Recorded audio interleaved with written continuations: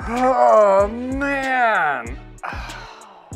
Did a humdinger of a goofball move. You know what? I was shooting a video, doing a video on repair stands, and I set this up, not, expanded, just leaned up, and it fell over like so, right onto the head. And now it doesn't work.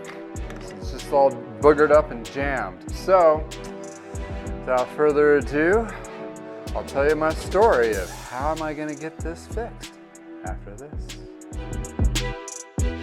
Welcome to I Know a Guy Bicycles. Welcome to I Know a Guy Bicycles, hanging out with the guy. Hi, I'm Justin the Guy. Obviously, I have a garage shop. Taking scary how to use bikes one bike at a time. If you like these videos, please like and subscribe. Welcome back to I Know a Guy Bicycles, hanging out with a guy. This is the Tools and What I Use series. And hey, I went ahead and broke this one by accident. There's particular feedbacks. I've had reviews before, and these are solid. I've had one for like a couple decades now. And this is a newer one here for just the sport model that we use for the MS-150 charity ride and other events. And I have a couple buddies that come and help me out, and we do this, and I need repair stands for them, good ones, because we do work on a fair amount of bikes. So I boogered this one up. It fell and hit directly here on the concrete, which, my bad. It is my mess up into the whole thing. I should have kept it expanded while leaving in there, but I leaned it up against the counter while I was putzing around doing something else, and whatever. So, and I was like, okay, I'll contact feedback to see if I can get some parts, and I can order some parts. So I contact them like, hey, I told them what I did, and they're locally in Colorado. I'm in Loveland, Colorado, and they're in Golden. And I've worked out with them before, and I got these direct from them. And awesome stands, great people to work with. I've known some of the people that have worked there over the years, and it's been pretty cool. So as even when I was even a service manager, I remember they were really good for customer service wise, because I would contact them and like, hey, the customer's having issues here or whatever. I'm like, I got parts that are coming out of the way for you. So anyway, I wasn't expecting their response whatsoever, not anticipating, but I was like, hey, I popped this on the concrete. I showed them a couple pictures, and it just doesn't open up or close. It's all kind of boogered up. And they're like, okay, we got you, and sends me over to the warranty email thread, and that person's like, fine, parts will be in the mail, I'll let you know with the tracking number. And a couple days later, boom, I got parts. So here they are with a couple videos of how to install those parts, which is pretty awesome. And I will add links to those below as well. So I've worked on these before, and I know it's not that difficult of a job per se. Oh, they actually gave me a whole new arm. That's nice of them. So yeah, I haven't even opened this up. I was thinking I just needed this little piece here. What this piece is this guy here. And what I probably boogered up was those threads from compression. So I want to open or close. So, or I damaged this good guy. Somehow strip the threads. I don't think that would be the case, because this looks like it's hardened steel versus aluminum. And if anybody's been around any kind of metals, aluminum's softer than hardened steel. So that would be definitely the case. All right, so that's what I got. And what I need to do is open this guy up. So I'm gonna put it here. Actually, flip it over so I can have this piece here. And so what happened is it's not clamping right. So I was boogering with this earlier, and I need to force this open. So it's supposed to open by itself, right, when you unscrew it out. And this should be fairly simple to do. So you got this track threader here, you got this clip ring here, and this looks like it's actually fine, so I don't need to replace that. So they gave me 2 pieces just in case. And what needs to be replaced, it looks like a newer version, which is kind of nice. This is steel, so let's take a look at this. If I believe or remember correctly, take a screwdriver, pop that from the back, and that's how you get this mechanism out. So most likely what I did is boogered up these threads that fit in here. So basically they gave me a new replacement for this one here.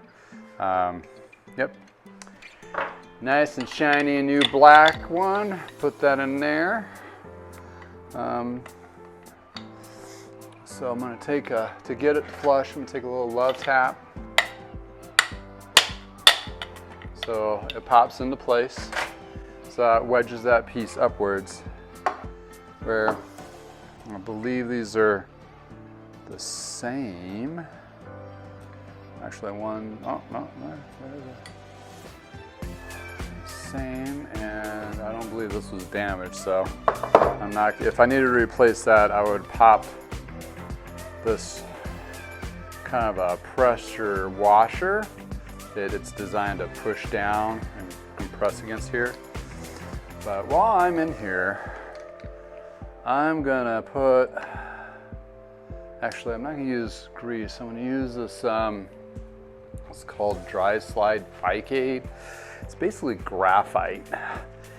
And what I'm gonna do, there's supposed to be a little booger in there, loosen up, but it doesn't seem to be. So I'm gonna put a line, a light line on my threads, and put a couple on my tracks.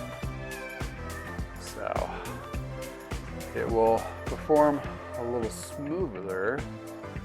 And if I line this up just right, as you can probably see, you can see that tracker in there. So I'm gonna shoot for that. Catch a couple threads. So I don't feel like it's cross-threading, it feels like it's going in smooth. So there we go.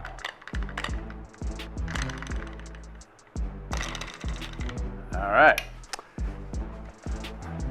So having that in that place, an idea for me, I want it to be smooth, and why I added the glide is you can spin it really fast if need be to open it up, and spin it really fast to close it versus doing this. But you can do the little finger jockey to close it and open it to get on the bike.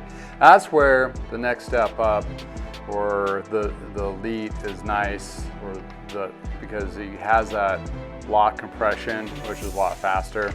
But in the field is not that big a deal.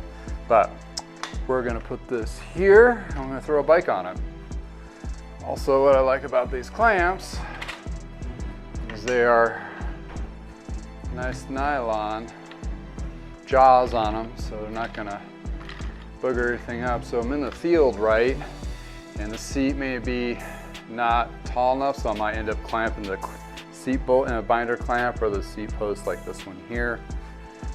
It holds good enough where if I need to, usually it's just a quick fix, a derailleur adjustment or something, holds it, so I don't have to monkey with the seat height, because we don't want to mess with somebody's seat height when we're out in the field. We just want to be able to clamp on there and secure enough so we can work on the bike itself and do our magic getting people back on the road. So, all right. Voila.